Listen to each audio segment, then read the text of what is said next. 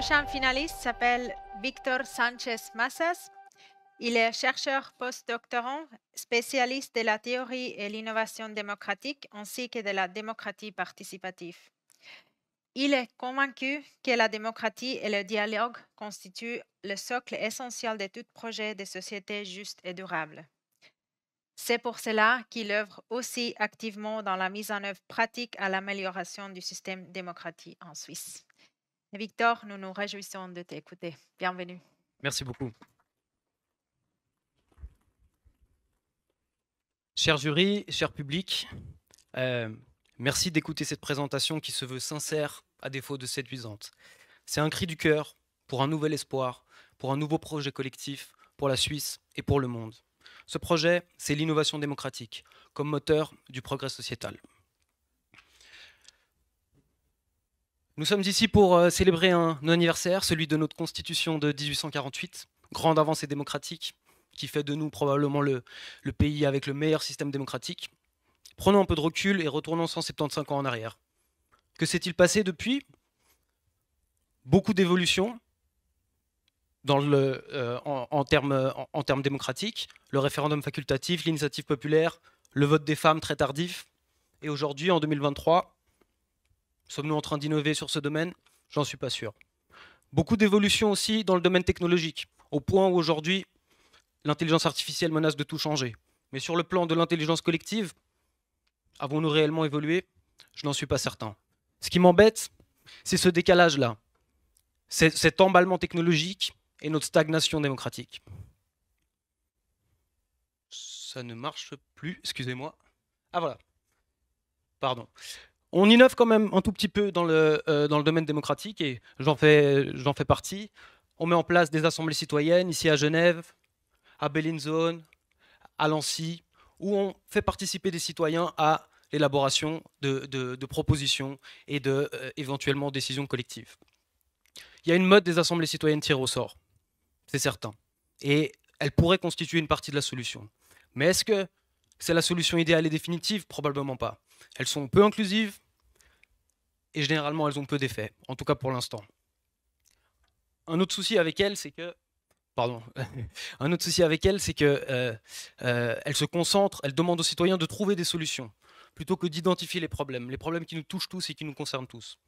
Alors, je vous propose de 2023 à 2198 un processus d'innovation démocratique. Un processus qui intègre tous les acteurs qui comptent pour notre société. Sciences, institutions, médias, partis, économie, et surtout les citoyens, la société civile, qui eux sont souverains sur les choix de la direction que doit prendre notre société. C'est si on recherche, on discute, qu'on pourra réellement amener des changements, tous ensemble. On a besoin de mettre en place un processus structuré d'innovation progressive et constante. Les besoins, on a l'expertise et l'expérience. On a l'envie des citoyens, en tout cas de certains d'entre eux, de participer. Ce qui nous manque maintenant, la volonté politique. Première étape, un diagnostic démocratique. Notre système est parfait peut-être, mais en sommes-nous certains? On voit certains symptômes de malaise démocratique. Dans d'autres pays, plus qu'en Suisse, certainement. Commençons par ça. Demandons si tout va bien. Si tout va bien, tant mieux. Peut-être nous aurons perdu un peu de temps et un peu d'argent. Mais peut-être nous aurons identifié certains problèmes et certaines possibilités de solutions. La manière de le faire, il y en a plusieurs. Je vous en propose une. Une enquête générale auprès de la population.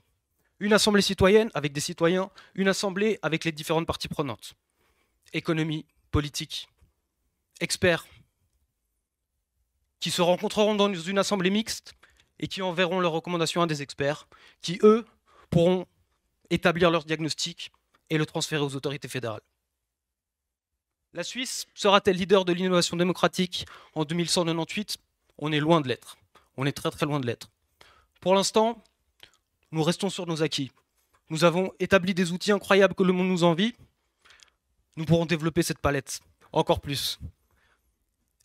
Nous sommes un pays qui peut faire ça. Nous avons une stabilité économique, une stabilité politique, et nous avons une aura internationale. Et surtout, nous avons des outils de démocratie directe. Mais allons-nous rester sur nos acquis, ou allons-nous tenter de faire mieux, de développer encore, d'innover? J'espère que vous comprendrez ce message. Et si on prend ce chemin-là, on pourra servir d'inspiration et de modèle pour le reste du monde en disant On a un modèle qui est peut-être parfait, mais on ne se repose pas sur nos acquis et on continue à innover. Voilà, je vous remercie.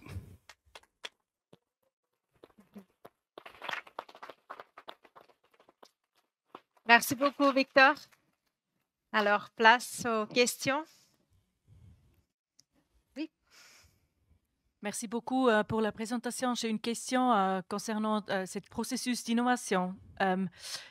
Quel rôle jouent les médias, les réseaux sociaux spécifiquement dans ce processus?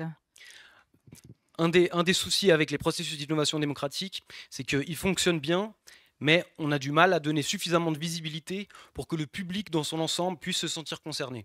Et donc, là, les médias ont un rôle crucial à jouer pour pouvoir servir de chambre d'écho et intégrer les citoyens dans ce dialogue-là, dans ce dialogue plus large, qui peut être mené au sein d'assemblées citoyennes, comme je vous l'ai montré, entre quelques dizaines de citoyens qui vont réfléchir ensemble. Mais il faut ensuite que ce qui se passe à huis clos entre ces citoyens-là puisse rencontrer un écho dans la population. Et c'est ça qu'on doit construire. Et les médias sont censés être le lieu du débat public. Mais on voit aussi aujourd'hui que, quelque part, parfois, ils ne permettent pas d'avoir un débat public sain. Et donc, quelque part, l'apport de ces assemblées citoyennes et leur connexion avec les médias pourrait améliorer le fonctionnement du système démocratique et notamment son débat public. Eine zweite Frage in der Jury? Ja.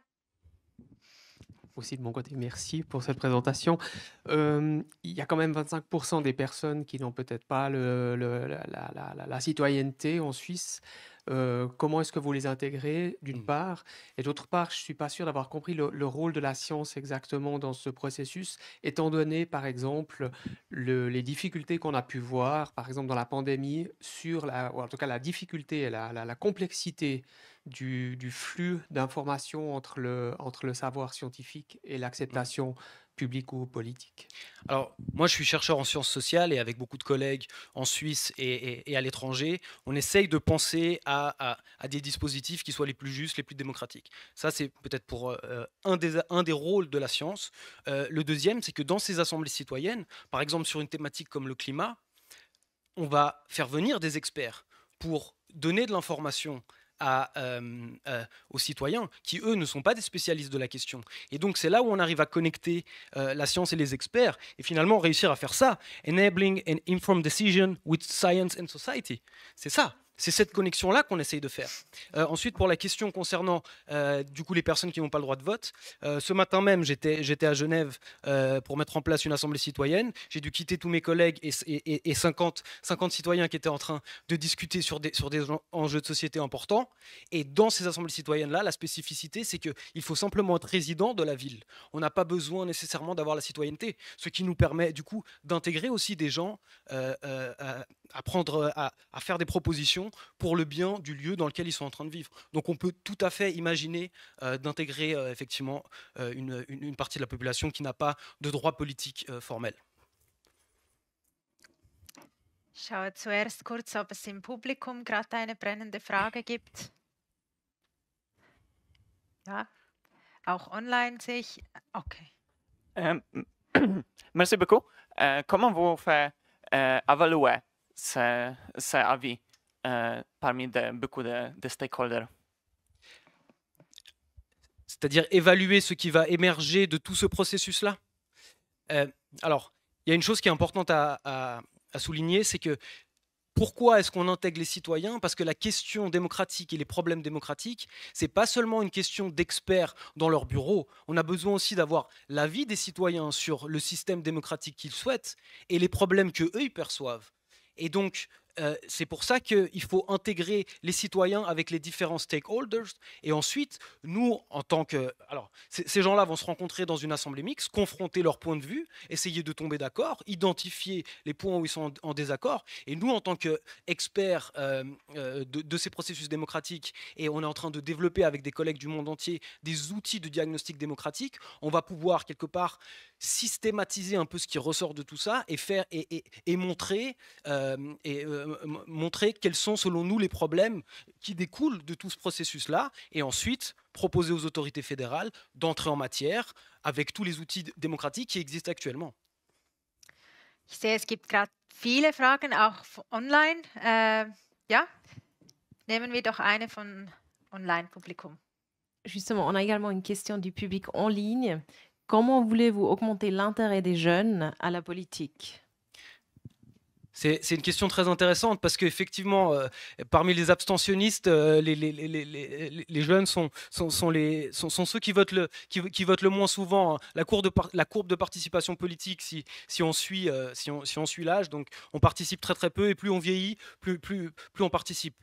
Et justement, les jeunes se sentent désabusés avec ce système politique-là. Et ils militent pour des innovations démocratiques. Souvent, il y a des mouvements, Extinction Rébellion, etc. Ce genre de mouvements-là, qui font de la désobéissance civile parce qu'ils ne croient plus dans les outils démocratiques, qui en même temps militent pour les assemblées citoyennes et viennent me voir pour que je puisse, en tant qu'expert, les conseiller sur comment essayer de pousser cet agenda-là politique.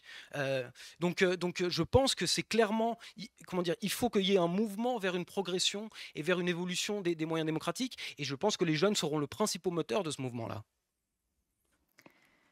Sie hatten noch eine Frage, Herr Condinas. Vous avez montré avant les médias, les partis, les organisations civiles. Mais vous n'avez pas l'impression que ça joue déjà ensemble? Et il existe des mouvements, surtout dans vos cantons. Hein? Et ça, c'est ma question. Est-ce que ça n'est pas déjà la réalité? Vous avez dit plus fois Reach, c'est un exemple. C'est un exemple. Mais on a encore besoin de plus des exemples parce que si le couteau a trop de fonctions, vous n'avez pas le danger qu'à la fin c'est trop compliqué, personne ne comprend le couteau.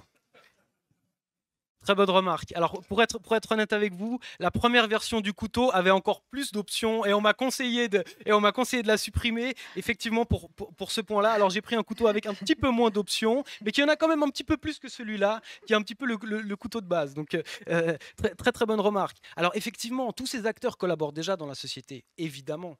Mais le font-ils bien ? Est-ce qu'ils ne sont pas parfois en vase clos à défendre leurs intérêts ? La proposition, c'est de tenter de voir si on peut faire mieux. Je dis pas qu'on y arrivera. Je dis juste, tentons de faire un diagnostic démocratique. Si on est le système politique parfait, comme on prétend l'être, et probablement qu'on l'est, très bien. Alors peut-être qu'on aura perdu 2 ans et 2 millions. Très bien. Mais si on l'est pas, là peut-être qu'on pourra prendre le lead pour réellement devenir le système démocratique parfait et montrer au monde et remettre la question de la démocratie à l'agenda du monde. Parce que pour l'instant, quelque part, elle ne l'est pas. On voit un basculement vers l'autoritarisme dans un certain nombre de pays. Est-ce que nous, la Suisse, qui avons cette aura internationale, ce prestige, ces valeurs humanistes, est-ce qu'on ne pourrait pas revenir sur le devant de la scène avec un projet concret? Moi, je vous propose ce projet-là. Je pense que c'est très bien pour conclure là. Merci beaucoup encore pour votre idée.